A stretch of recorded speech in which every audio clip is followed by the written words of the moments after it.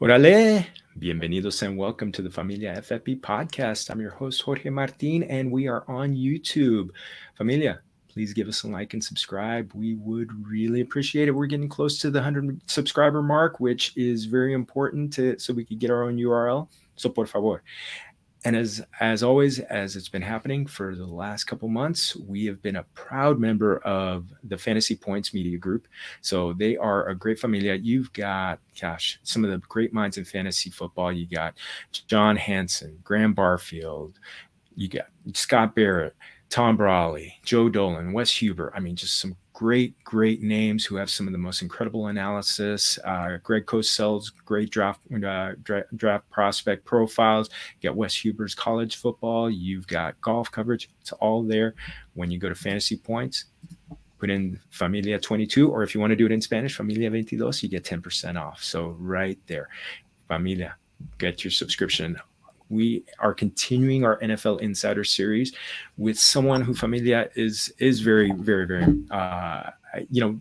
he was very instrumental back in the day when I was a young up and coming sports writer, 18 years old, walking in the Daily News for the first time. He was covering the Dodgers at the time, and it was just like he was someone I looked up to, and I eventually worked with him. Now consider him a friend. From the LA Daily News, covering the beat writer for the Rams, mi amigo Kevin Modesti. Welcome, bienvenido. Thank you again for doing this. Jorge, thank you. And those are great memories. Thinking back to the old days of the Daily News, and I remember when you showed up and you impressed all of us immediately. So your success is no surprise, and it's great as always to see you. Great training ground. I mean, and so many people who are still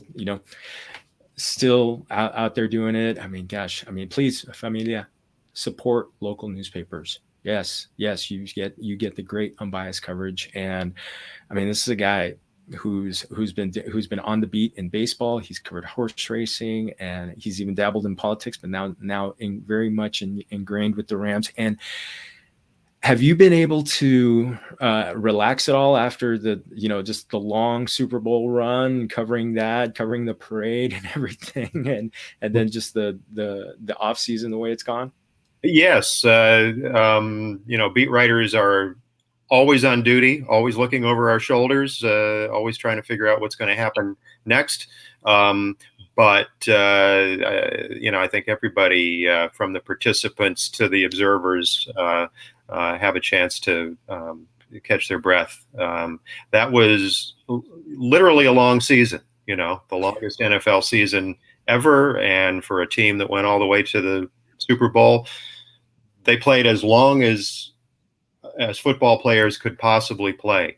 And we've seen the coaches respond by going a little lighter with the off-season program, in part to recover from the long season, in part to get ready for the intensity of training camp as they start to gear up for an opener that itself is 3 days earlier than everybody else, since the champion always opens on the Thursday night. So, but yes, it's a chance to catch up after working 6 and 7 days a week for 7 months during the season. All of which felt worthwhile when the Rams season ended in such a neat fashion, and I'm using neat in, I guess, both senses of the word. The story tied up nicely in the end when they won the Super Bowl. As soon as it was over, you kind of thought to yourself, well, that wasn't easy, but it was worth it. Yeah, and you get to go home to your bed that night, so that's, as a beat writer, that's a nice little added treat after a long Super Bowl. Yeah, some of us sort of talked about, did that feel like a Super Bowl? Because a Super Bowl usually means traveling. It usually means covering teams you're not familiar with, and it means hanging out with beat writers from across the nation all week. There was none of that. In a sense, it felt like just the biggest Rams home game we've ever covered. but but then you went down to the field afterward, and all the confetti is on the ground, and players and their families are still celebrating an hour and a half afterward, and you realize this was something. This was a keeper. And by the way, then Rams personnel starts asking you for copies of the next day's newspaper, because the newspaper remains kind of the certificate that something really happened and that it really mattered. So I'm sure copies of my newspaper's front page, the LA Times, the same, are on the walls of a lot of people, including people who were on the field and made it happen. They still wanted that keepsake. Yeah, it's that wonderful timestamp that people keep referring back to. I mean, I can't tell you how many times I've seen newspapers that are framed in, from the 50s and 60s and maybe even earlier than that. So love it. Love it. Love it. May put in a plug. Our newspapers produced an instant book that hit bookstores less than a week after the Super Bowl. It's called Our House, and it's a compendium of key game stories, player profiles, columns, analyses from throughout the season from our newspapers, many of which are mine. And it's speaking of keepsakes, that's a nice gift for the Rams fan and your family, or for yourself. It's in bookstores. It's available to order online at our paper's websites. So,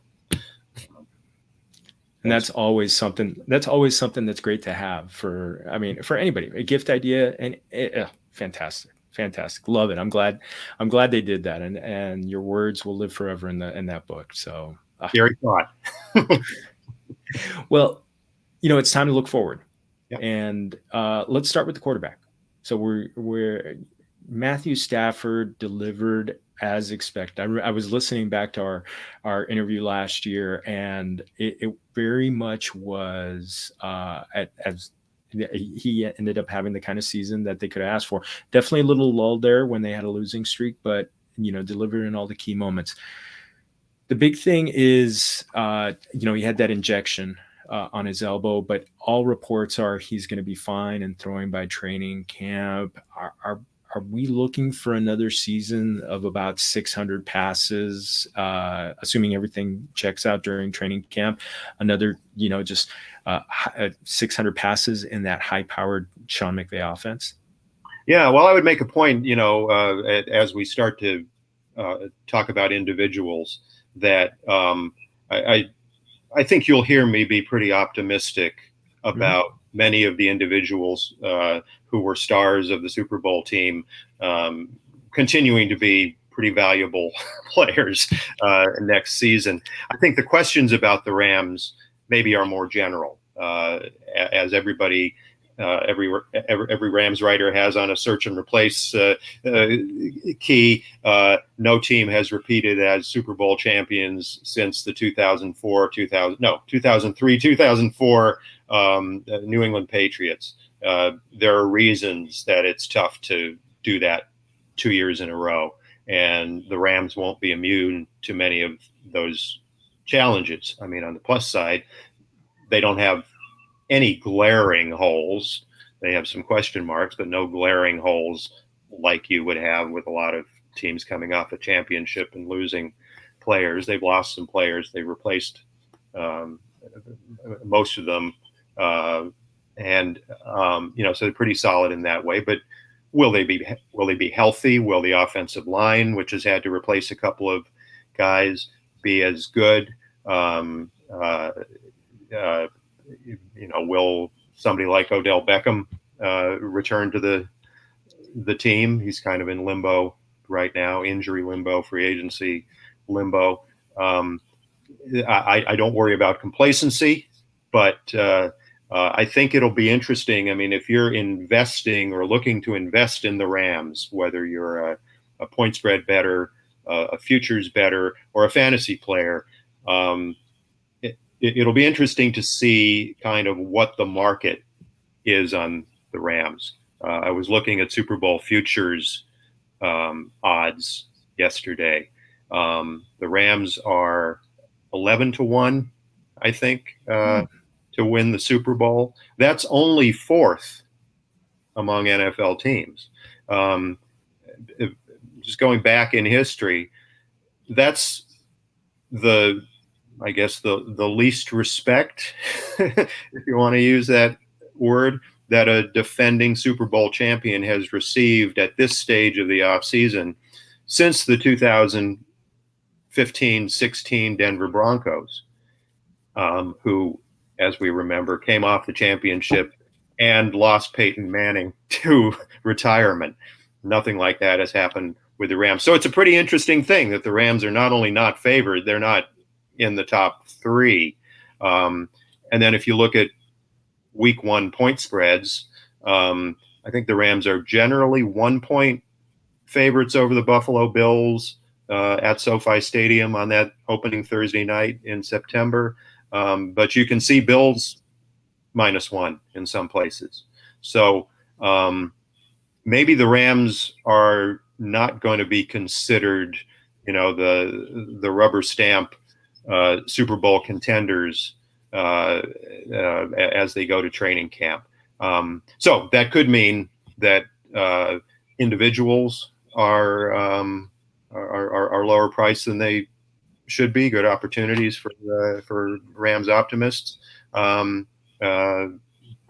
take them on a case-by-case basis. To get to your question about Stafford, the coaches have been intentional, to use their word, about basically keeping him from throwing during spring workouts.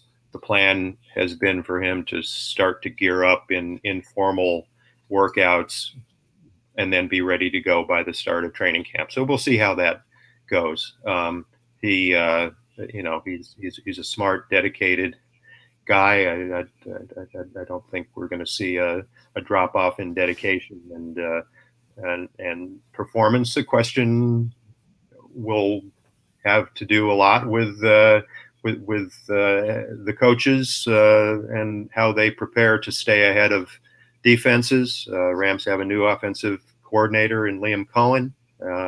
He fits in well. He knows the team. He's getting to know Matthew Stafford, but it'll be interesting to watch that dynamic. So, I think Stafford is certainly up there among the top quarterbacks. Probably not the number one choice of too many people, but I wouldn't expect a drop off. But keep an eye on his health and follow coverage during training camp and see what that's like. And he really unleashed kind of more of a downfield attack. And it was pretty evident right from the start that it just showed. I mean, he's still one of the elite arms in the NFL, one of the great deep passers. I mean, really, the only thing he doesn't do that like Josh Allen does is Josh Allen runs. But he's going to be a threat for. I mean, is it pretty much? He can be again a threat for 5,000 yards and pushing 35 to 40 touchdowns in this offense, considering the fact that a lot of times quarterbacks are more familiar that second year. Yeah, I don't see a reason why not. This is a fairly complex offense, and certainly he would seem to have mastered it in his first year, and yet he was talking, early this season about continuing to gain mastery of it, ownership of it. So I guess it's an ongoing process. Guys like him and Cooper Kupp, to say nothing of Sean McVay, delight in finding new ways. When Stafford was asked about basically what does Cooper Kupp do to top himself this season, he said, well, you can't just say go out and catch 200 passes and for 2,500 yards. It's not that simple. It's about finding ways to improve in other ways that might not be noticeable to outsiders like us. And I would say that applies to Stafford because, of course, the two guys' fortunes are pretty much wrapped up with each other. Oh, very much. Before we get into Kupp, though, there's a lot of intrigue on Cam Akers. Yeah.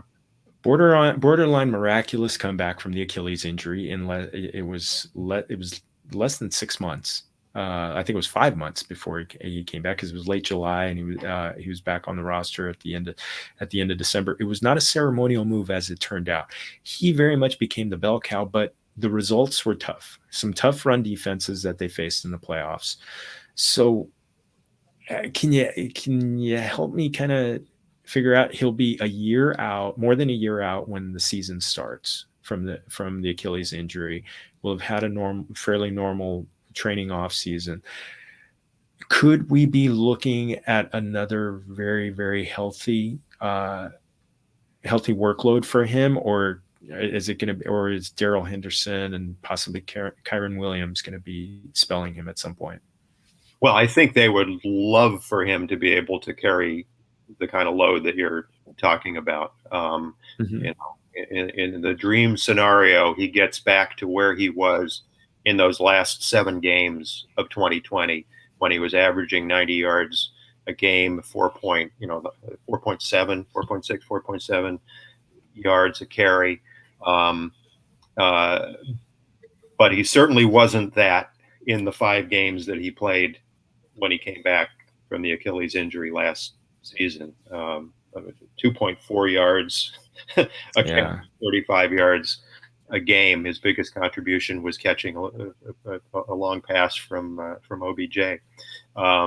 So I would say he didn't prove that he was fully back from the injury, but I know that he got immediately after the Super Bowl on continuing to train, and I wish I knew what to expect exactly. When Rams executives have been asked about the running back situation and whether they're going to have to pick up another proven guy between now and the start of the season, the answer has been they're very satisfied with Akers, with Darrell Henderson. They like Kyren Williams in the draft. So they don't have a plan to get somebody else, but depth is always an issue at that position. It certainly has been for those guys with the Rams, and I wouldn't be surprised. So it's really another position where I think we're going to see what it looks like at the start of training camp, and are they babying Cam Akers and Darrell Henderson to try to keep them healthy? And I think that'll tell you a lot about what kind of production to expect. Yeah, that one's going to be interesting, because I just, as a safety net on some early drafts, I've been grabbing Henderson late, just kind of as an insurance policy for him. It's I'm optimistic that the workload's going to be there. I just wonder if the explosion that was there before the season is going to be back. And there's only one way to know, is just see him in the games. Absolutely. That's realistic. Now, we talked about, you were mentioning Cooper Kupp. What does he do for an encore? I mean, Triple Crown, over 190 targets. To me, that's almost as important as the final numbers, because it shows opportunity. And he was almost a third of the targets that were in total. We've seen a lot of times when players have these outlier seasons, and this is definitely much an outlier season, they take a step backward. But even if he takes a step backward, I mean, we could be looking at if he takes 20, I was looking at the numbers. If he takes a 20% drop he could end up getting. My dog is coming in to say hello. If he takes a 20% drop, we're still talking about 1,500 yards and about 10 to 12 touchdowns. What kind of season? I mean, he is very much the focal point. He's getting paid like the guy, but I mean, do you see a drawback, or I mean, could we be seeing the beginning of like an incredible run for him with an elite quarterback? Mm-hmm. This was, first and foremost, this was his healthiest season, right? And so that's a natural concern, I think, after you play 21 games and run for that many yards. It could take a toll, but he is big on preparation and training and listening to the medical advice of a very good training staff. So I would expect he's doing as much as he can to guard against that wear and tear showing up. But that would naturally be a concern, right? That you lose him for any period of time, and what that would do to his production and the Rams' offense. I think the theme is kind of what Stafford and Kupp himself have talked about, that it's not a matter of trying to do the same thing again. It's trying to find different ways. And I think the addition of Allen Robinson is seen as something that's going to help Kupp. I mean, Kupp's number 2 guy was Robert Woods. But Woods in many ways had the same skill set as Kupp did. Enter Allen Robinson, who is kind of different, big target, downfield target, though that didn't show up so much last season in Chicago. Great vertical catch guy. I think they hope that he'll open up some new things for Cooper Kupp, and that would be the big hope. But then another question is OBJ, who we talked about before. They didn't get him. It's not exactly a loss to not have him at the start of the season. They didn't have him at the start of last season. They got him in November. He was great. Then he got hurt in the Super Bowl. He won't be healthy until probably mid-season. Meanwhile, he's unsigned. Sounds as if both sides could see their way clear to him coming back to staying with the Rams. But we'll see. So if he's there, how does that affect Cooper Kupp? Is it, does that take catches away, or is it another way that it kind of opens things up for Kupp? I think you have to work pretty hard to take a pessimistic view of Cooper Kupp, barring injury. He's smart. He's dedicated. He loves the process. If anybody could keep going on something like what he started last year, it's probably him. And he was a guy that I definitely. I mean, he's kind of like a slot receiver, but very much he was getting a lot of downfield balls. It wasn't just like the 5, 7, 10 yard. No, he was getting 15 to 20 yard shots, and that to me was the most impressive thing about his season. I mean, I've talked about it, that it's not a stretch to have him be the second player off the board after Jonathan Taylor in most fantasy football drafts, and because it's just that much volume and nothing has changed. It's the same quarterback, it's the same play caller, and this team is going to be it's a quarterback that's going to throw the ball 600 times again. So, and 175 to 200 of them are going to be his. So I'll take that all day long. Robinson, though, is the intriguing one, because it's kind of like he was not healthy last season. He suffered an injury, got COVID. Now It's a guy who's in the fantasy community. We've made a big deal out of him not having had a great quarterback, and this is the first time he's having a great quarterback. And we've seen players take a big jump in recent years. Stephon Diggs doing it, Cooper Kupp last year with Matthew Stafford. We're not expecting 175 targets or even the 150 targets that he had when he was last two healthy seasons with the Bears. But last year, I figured out that the number of targets that went to first Robert Woods and then Odell Beckham Jr. was right under 120. That 100 to 120 target range, does that seem pretty doable for him? I guess so. With the variables we've talked about, right. Of who else is who else is stepping up? Does Van Jefferson take a step forward?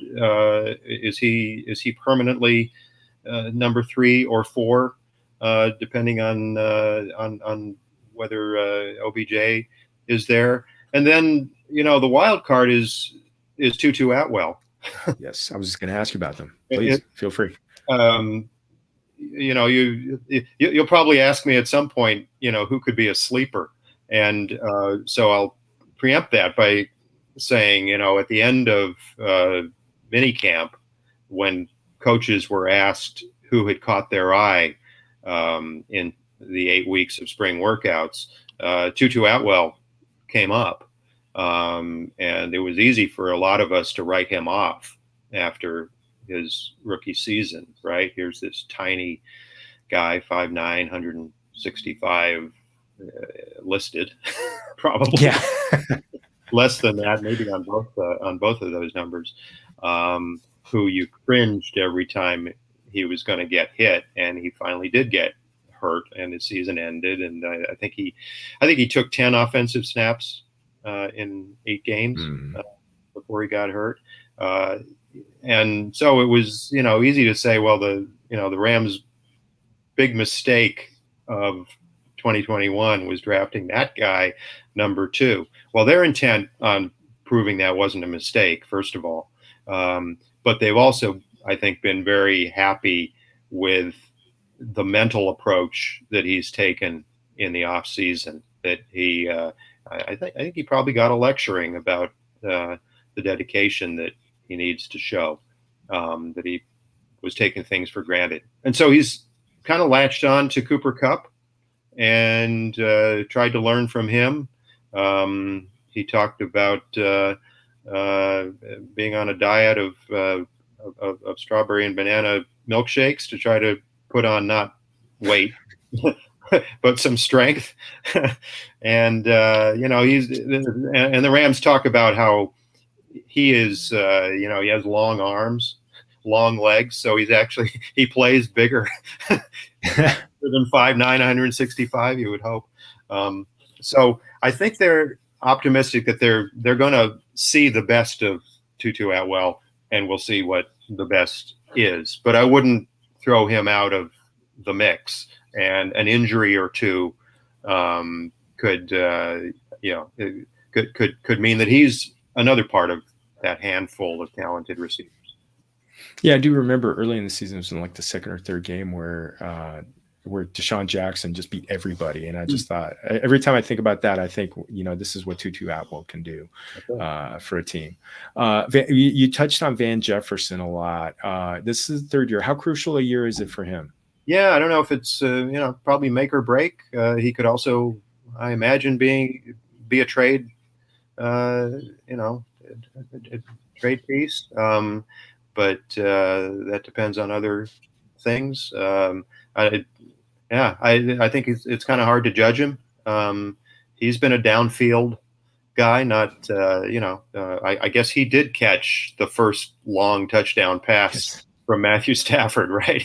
On opening night, and that was kind of the signal that of how much things had changed with the arrival of Stafford.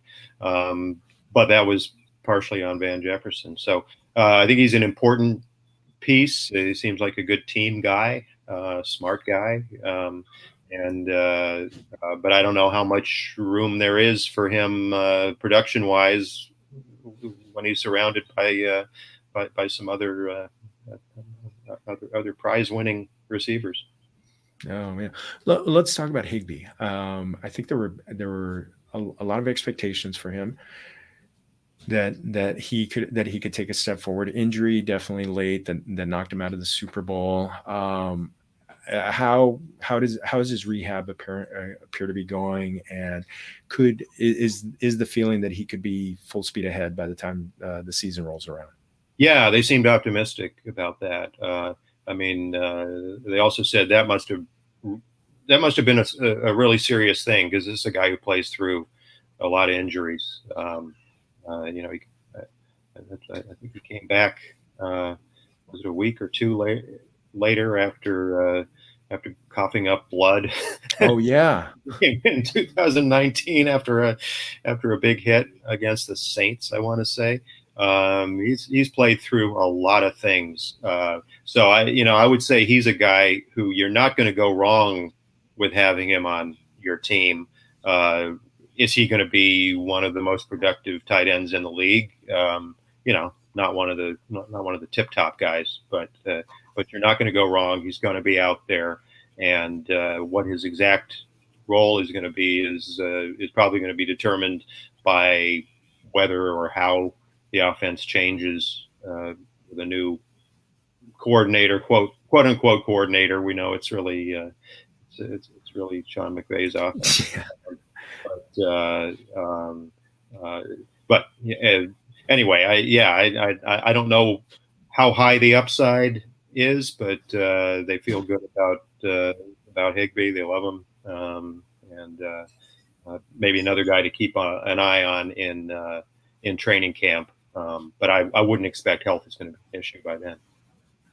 Yeah, so I kind of foresee, and you can tell me if I'm off on this. I mean, obviously, Kupp is the clear number one. You got Robinson as the number two target.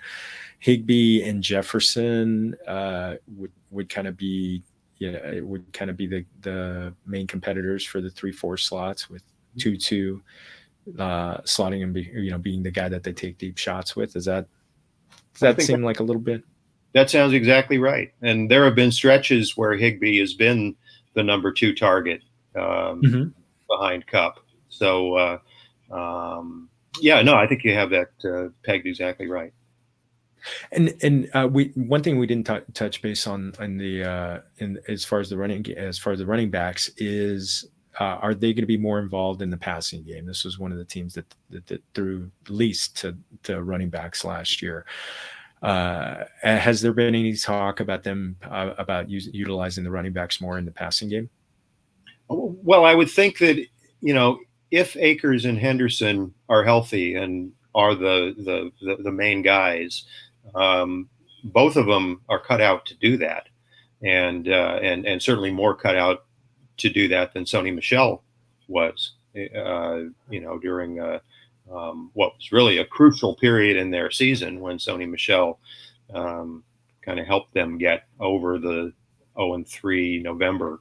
They went heavy on 6-man lines and pounding the running game, but Michel was not a receiver type. So I think that is another thing that probably depends on the health of Akers and Henderson. O-line. Andrew Whitworth is retired. Just a borderline Hall of Fame career, if not a Hall of Fame career. Closed out on the great. I think one of the great pictures is him sitting on the confetti-filled SoFi Stadium and talking to his kids, telling him that was that. He leaves a gaping hole. Joseph Noteboom is going in at the left tackle. This is a unit that really performed at a high level even when Whitworth went out. And I believe Pro Football Focus has them in the top 10 going into the 2022 season, even after such a big loss, considering that they did add some reinforcements in the NFL draft. Could this continue to be an elite unit that really keeps Stafford upright and helps out in the running game? Yeah, I think so. I mean, there are two spots that are question marks, and one is obviously Whitworth's position. They're confident in Joe Noteboom. He's kind of been the left tackle in waiting for a while. He's gained experience at guard positions and filling in for Whitworth during his surprisingly rare injuries. Yeah. And the other piece of that is, can you replace Whitworth's leadership in the OL room? Rob Havenstein now becomes the dean of the line. He is a leader type, and by all accounts is stepping into that role really naturally. But the other piece in the line that we have to watch is right guard. Austin Corbett left free agency. That's where they drafted Logan Bruss from Wisconsin as their top pick, third round, but their top pick. And I think you could assume he is getting a full shot at being the starter there. But Coleman Shelton is in the mix. Tremaine Ankrum is in the mix. It's a 2-3, maybe even 4 with Bobby Evans man competition. So keep an eye on that. If they settle quickly on somebody there, that's probably a good sign. But that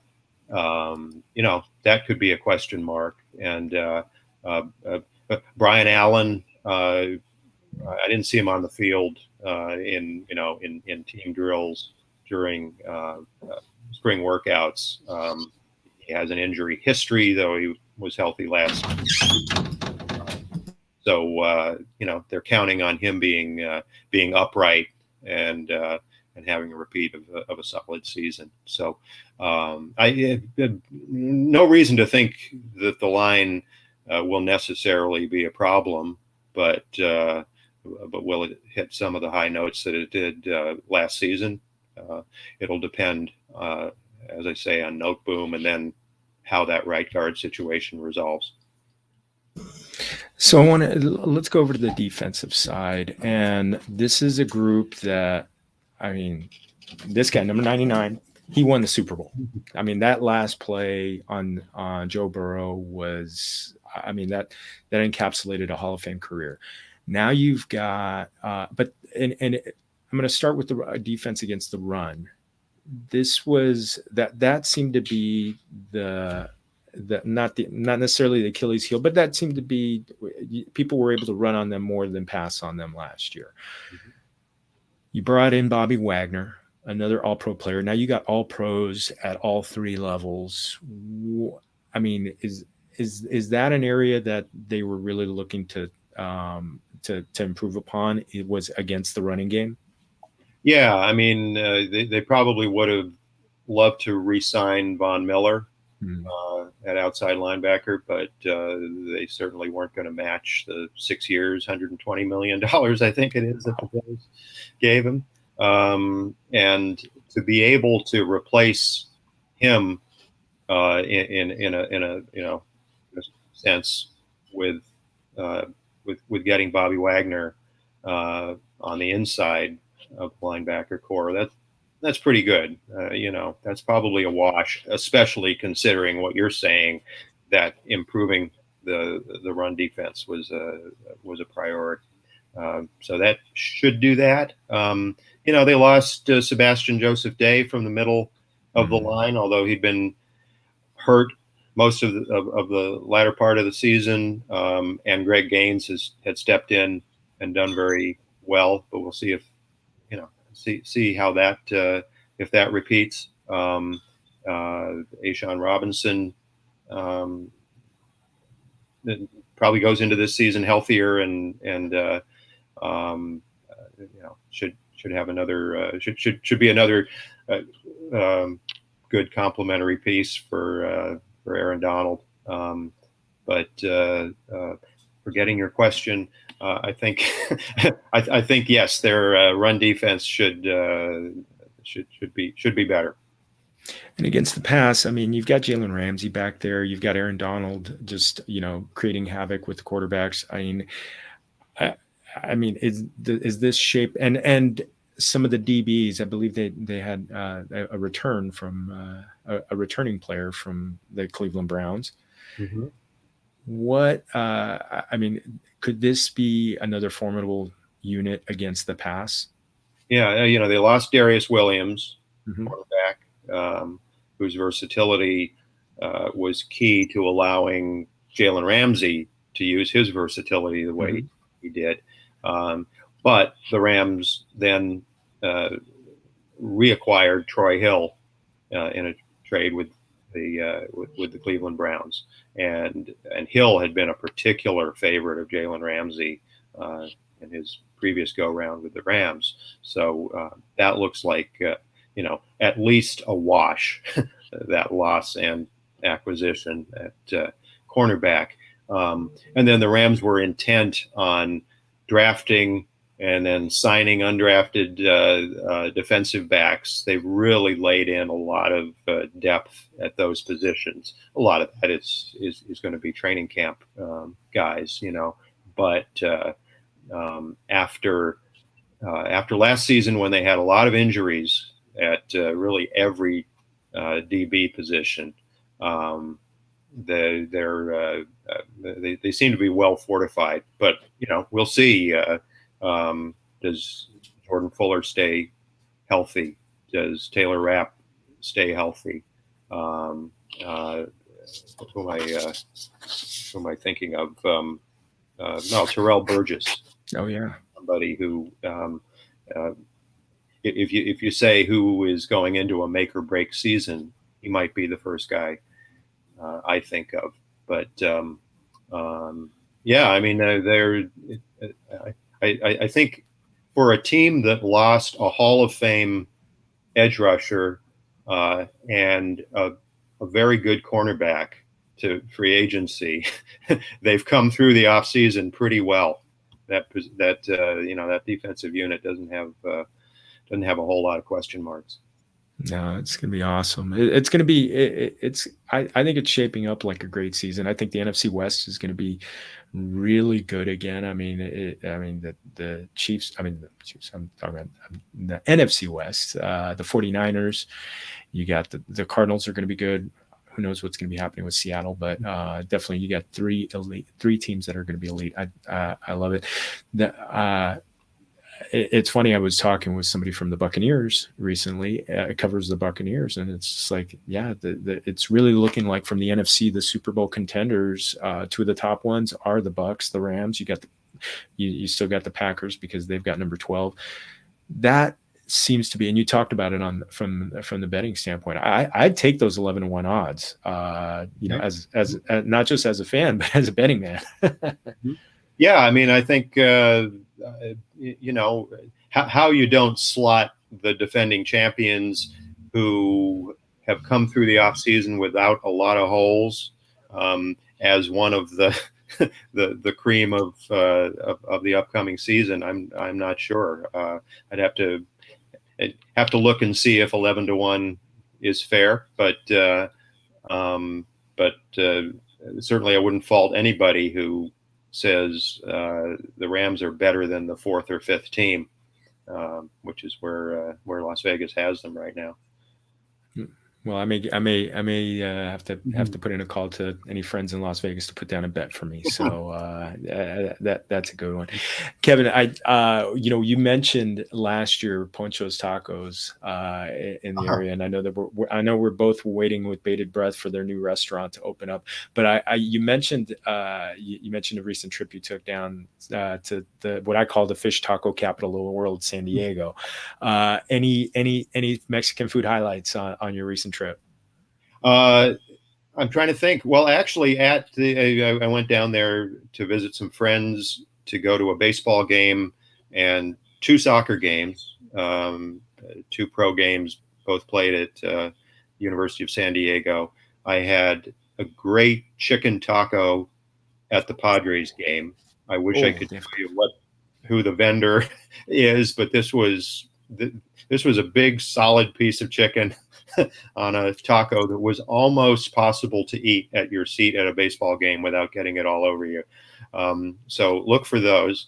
And then I had a pretty passable burrito at the San Diego Loyal USL soccer game on a Saturday night. So yeah, come to think of it, I had some pretty passable Mexican food down there. Surprise, surprise. Well, my good friend and actually fantasy football partner Dan Butler, who oversees the concessions for Petco Park, will be really happy to hear that nice review that you had at the food at Petco Park. So he's an occasional listener, and he really enjoys this series. So I'm going to make sure tell him you got to listen to the end of the Rams. So well, he'll know which concessionaire it is, which would have made it a more useful review. Well, I'll tell him to give me a shout out, and I'll shout him out on Twitter and everything. So, Kevin, como siempre, I so treasure our friendship. I so treasure the time that you took. Thank you so much for lending the insight on the Rams. I mean, the world champion Rams. I know it was an incredible run, and I love the incredible coverage that you've had over the time. Just make sure to let's close out. Point everybody to where they can find the work. Well, yeah, LA Daily News and 10 other newspapers in the Southern California News Group. So dailynews.com would be a place to start. Orange County Register is ocregister.com.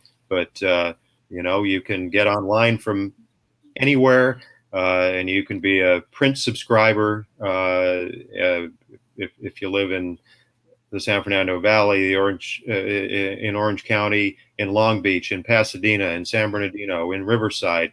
I could go on, but check out any of our websites, and you'll see details on how to subscribe for sometimes shockingly low rates. You can subscribe to our sports newsletters, including the one on the Rams, which will give you all of the content that we put in the paper and online about the Rams and more sometimes. And actually, by being a newsletter subscriber, you can get great offers for newspaper subscription. So as the season gets closer, if the Rams are your thing, or if the Chargers are your thing, maybe consider subscribing during the football season. Yeah, a lot of ways to read us these days, and definitely we appreciate it. Yeah, and I've been a digital subscriber, and it's I love it. Love it, love it, love it. Your work, Gilbert Manzano's work over on the Chargers, just all aces, my friends. Muchas gracias otra vez, familia. Eso es todo for our show. Thanks again to Anchor for being our hosting network and getting our independent podcast out there. Also, again, make sure you're liking and subscribing us on YouTube. And don't forget, go to fantasypoints.com. Get 10% off when you put in the promo code Familia22 or Familia22 if you want to do it in Spanish just to be fun. You get any subscription, you get 10% off. So hopefully you use that. Again, go to our Facebook, Twitter, Instagram, Familia FFB. You can also go to familiafb.com for our original content, and I'll be tweeting everything out at Jorge Martin 17. Otra vez, everybody, to our invitado de lujo, Kevin. Muchas gracias. Remember, everybody. Oh, thank you. It was fue un gran placer, as our friend Jaime Herrin would say. And everybody, remember, todos somos familia. Salud.